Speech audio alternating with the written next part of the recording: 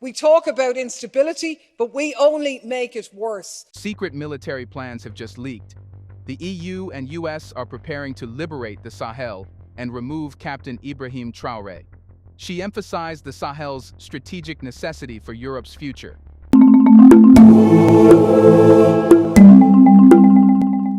A phrase that barely veils the truth. Europe's survival increasingly depends on the minerals, resources, and geopolitical leverage buried in African soil. In parallel, US General Michael Langley, speaking behind closed doors, warned that authoritarian actors are gaining influence in the Sahel and that urgent action is required. In their world, authoritarian doesn't mean oppressive, it means independent. And urgent action doesn't mean dialogue, disruption, sabotage, and, if necessary, destruction. This is not diplomacy. It is colonialism, rebranded for a new century. Just as in 1884, when Europe's powers gathered in Berlin to carve Africa into pieces, today's leaders are drawing up new lines of control, not on paper maps this time, but through drone strikes, proxy wars, and regime change operations. Once again, African futures are being negotiated without African consent, while speeches about stability and human rights hide the raw hunger for domination. What's happening now is a multi-layered assault. Western diplomats are moving swiftly to diplomatically isolate the AES countries, painting them as unstable hotspots of insurgency to manufacture consent for intervention. Intelligence agencies are quietly approaching tribal factions and political dissidents, offering weapons and money to sow chaos from within.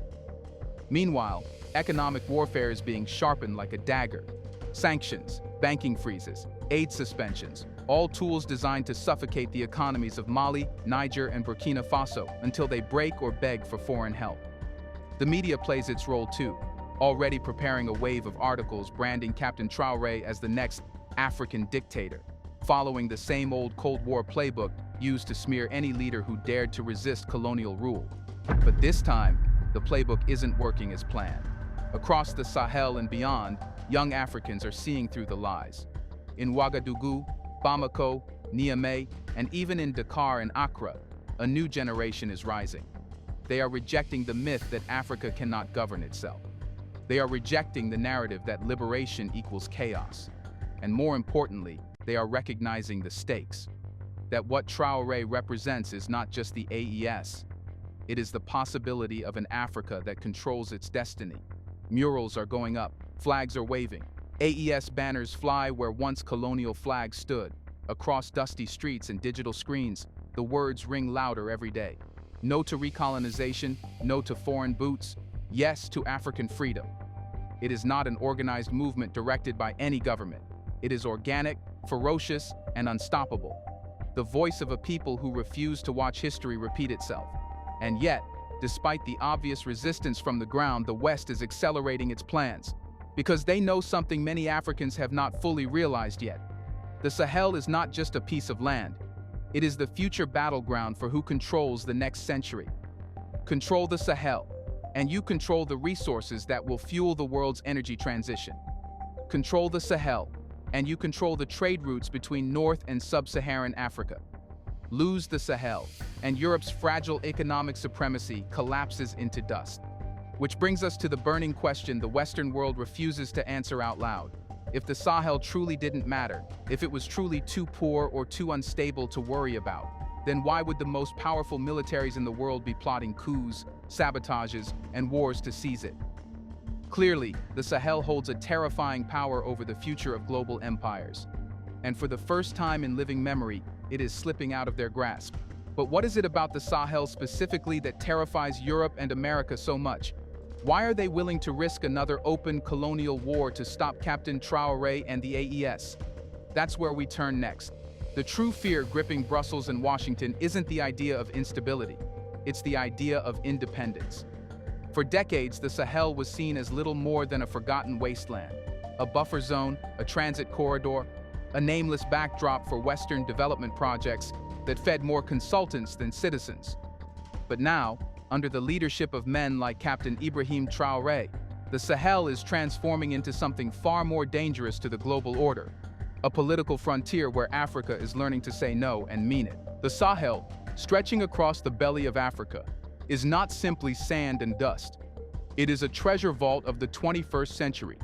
Beneath its red earth lie some of the world's richest deposits of uranium, gold, manganese, lithium, phosphate, and rare earth minerals, the very resources needed to fuel Europe's energy transition, power its tech industries, and maintain its fragile economies.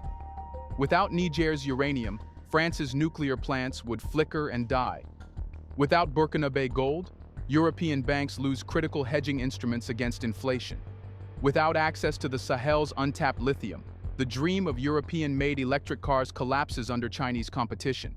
The Sahel is the throat Europe needs to grip if it wants to breathe in the next century, and now that throat is guarded by men who refuse to be bought. That is what terrifies them. Not instability, but the stability of a leadership that doesn't ask for permission. Here's a reminder to please like and share the video and subscribe to our channel to watch more videos on Black culture, history, civilization, and identity. Let's continue now. Captain Traore and the AES alliance have made it clear.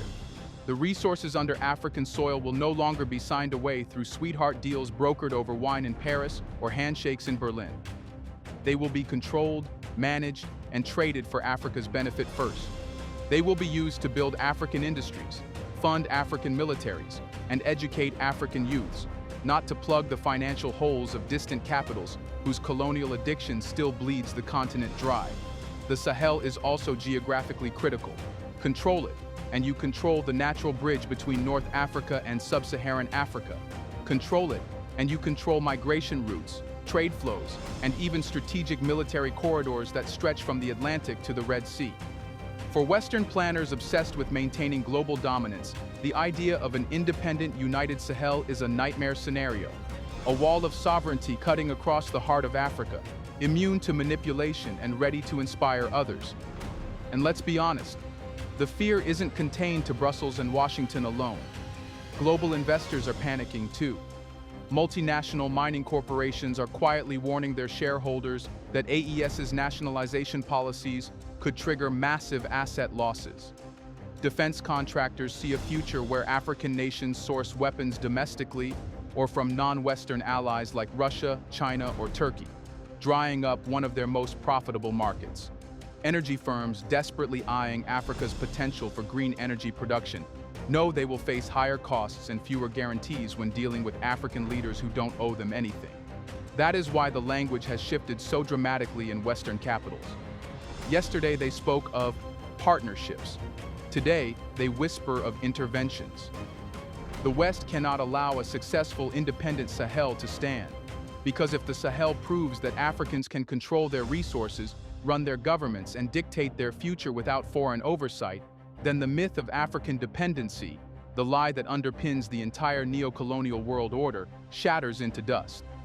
This is why they rush to act now. The window is closing.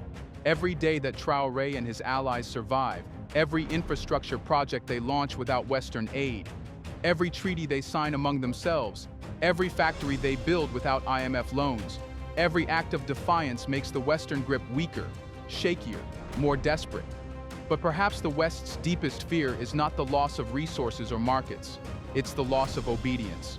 They fear that millions of young Africans, seeing Traoré's resistance succeed, will realize they don't need foreign overlords. They fear that the next Sankara, the next Lumumba, the next Nkrumah is not a memory but a movement. And that movement, once it spreads, cannot be stopped with sanctions or bombings or puppet regimes. And so, they have resorted to a strategy as old as the empire itself: divide and conquer, bribe the few, intimidate the wavering, destroy the defiant. Yet even here, they face a new enemy: information. In an age of smartphones and social media, Africans are not blind to what's happening. They watch the moves, decode the lies, and organize faster than any colonial administrator ever dreamed. The old tools of manipulation are rusting in their hands. But there is a crack in the shield, because while millions stand ready to resist, the greatest weakness lies not among the people, but among the so-called leaders sitting atop Africa's crumbling institutions. As Europe and America plot their next moves, a darker question arises. Who among Africa's own is already sitting at the table with them, ready to sell the continent once again for a seat in the master's house? The Sahel burns with the fire of resistance, but in the marble halls of African capitals, too many so-called leaders are whispering with the architects of betrayal. It is a tragic yet familiar sight. Men draped in African fabrics, adorned with African titles, sitting at Western tables with Western contracts, mortgaging the continent's future while toasting to progress. When the European Union began floating plans to stabilize the Sahel, it didn't need to send armies right away. It simply needed to summon the old ghosts of dependency. The presidents, ministers, and commissioners who had long ago traded their people's dignity for the cold comfort of Western approval. These leaders, elected by Africans, yet answering to Europeans, have become the soft underbelly of the continent's struggle. Their silence today is not ignorance, it is complicity. Behind closed doors, envoys from the EU and the US are courting these men with promises of special partnerships, security guarantees, and development packages, all designed to fracture African solidarity from within. Instead of rallying behind Traoré and the AES, many African elites have chosen to gamble with betrayal, hoping that by aligning themselves early with Western interests, they might be spared the punishments prepared for the truly defiant. This cowardice is not born from fear alone. It is born from habit. For decades, Africa's post-colonial leaders were trained not to think independently, but to manage dependency with dignity. They learned how to beg gracefully, how to negotiate the terms of their irrelevance. To them, sovereignty was a performance, not a purpose. When they hear Europe talk about reclaiming stability, they do not hear invasion. They hear opportunity, a chance to secure new contracts, new aid packages, new personal fortunes, even if it means betraying the millions who believed they would lead a different Africa. These cowards at the table are not just passive witnesses to a new colonial project, they are its midwives. They reassure their populations that dialogue is ongoing, even as they negotiate the terms of foreign intervention. They organize meaningless summits about African solutions while secretly signing away the right to resist. They parade slogans about Pan-Africanism while green-lighting new military bases on African soil. The truth is brutally simple. If Africa falls again, it will not be because of Western tanks or Western bombs. It will be because of African hands opening the gates from within. Yet even in this darkness, hope is not dead.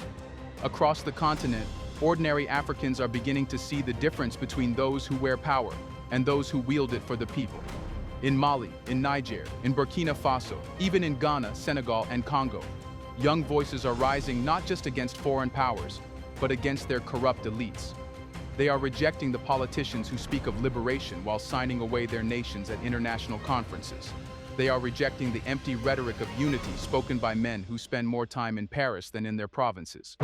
The betrayal by Africa's leaders has become too obvious to hide. The youth can see it in the lavish lifestyles funded by IMF loans, in the security contracts handed to foreign firms, in the endless cycles of poverty and promises.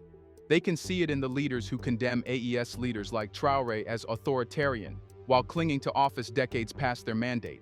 They can see it in the press conferences where African presidents call for international cooperation with the very forces plotting to destroy African sovereignty. And they are beginning to act. Protests are no longer just about food prices or unemployment. They are about betrayal. They are about the right to a future that is not bought and sold at Western auctions.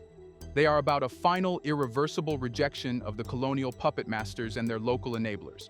But betrayal is not enough to destroy a revolution. The spirit ignited in the Sahel cannot be strangled by secret meetings and signed papers. Because where betrayal festers among the elite, resistance explodes among the people. And this is what terrifies both the West and their collaborators. Not the armies, not the sanctions, but the simple, terrifying reality that Africa's youth, its future, no longer believes in their charade. Which leads us to the question that no summit can answer. What happens when the spirit of Captain Traoré spreads beyond the Sahel, and Africa itself begins to rise? Across the dusty fields of Burkina Faso, under the searing Sahel sun, a new anthem is rising, not composed in marble halls or foreign embassies, but in the hearts of ordinary Africans who have finally glimpsed a future worth fighting for. At its center stands Captain Ibrahim Traoré, a man who has become much more than a political leader. He has become a symbol, a storm, and a signal that the old world order is dying.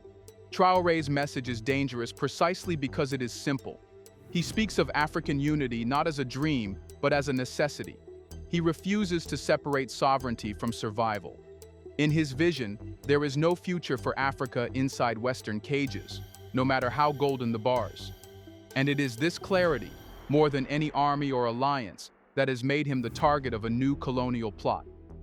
But the real miscalculation of the West, and Africa's traitors, was believing that the spirit of Traoré could be contained to one man, one government, or one region.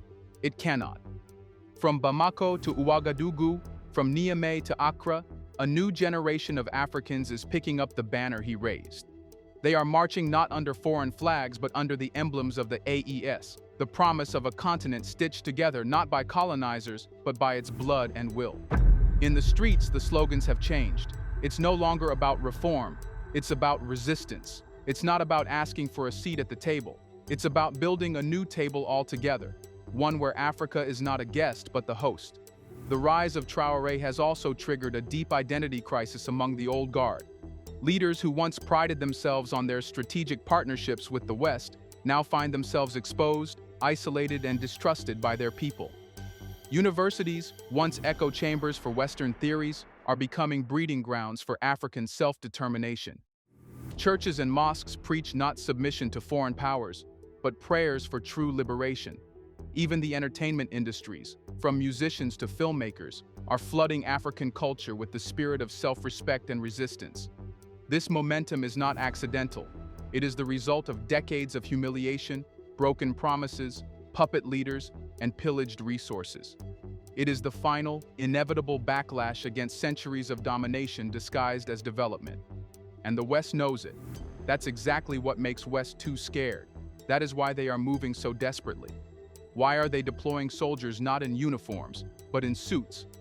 Why are they financing not just wars, but narratives, painting Traoré as a villain, an insurgent, a threat to stability? Because deep down, they understand the truth. If the spirit of Traoré succeeds in the Sahel, it will not stop there. Imagine an Africa where gold mines no longer serve Parisian bankers, but fund African schools.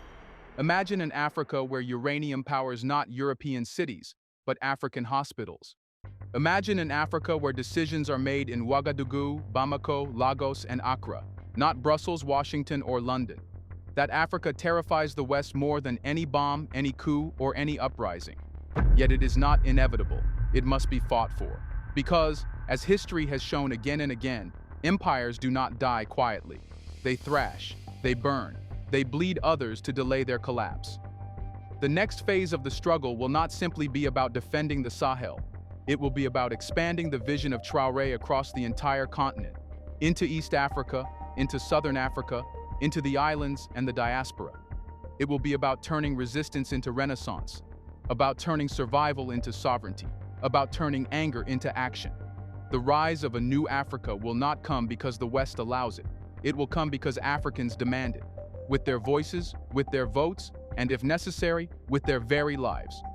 And standing at the center of this hurricane is Captain Ibrahim Traoré, not as a dictator, not as a savior, but as a mirror reflecting what Africa could become if it finally remembers who it is. The road ahead is dangerous. Assassination plots will thicken, sanctions will tighten, lies will multiply. But the spirit now unleashed will not be so easily buried. The real question now is not whether Traoré can survive the storm. It is whether Africa can seize this moment before the next Berlin conference redraws its future in blood once again. Can the West stop Africa? Can they make leaders like Traoré back down? Let us know in the comments section. Will their evil plans win against Traoré's vision? Do you want to watch more videos like this one? If so, subscribe to our channel and press the bell icon next to it. We have decided to bring videos on something nobody talks about: the Black culture, civilization, history, and evidence about how glorious Blacks have been. Thanks for watching, and until the next video, stay tuned.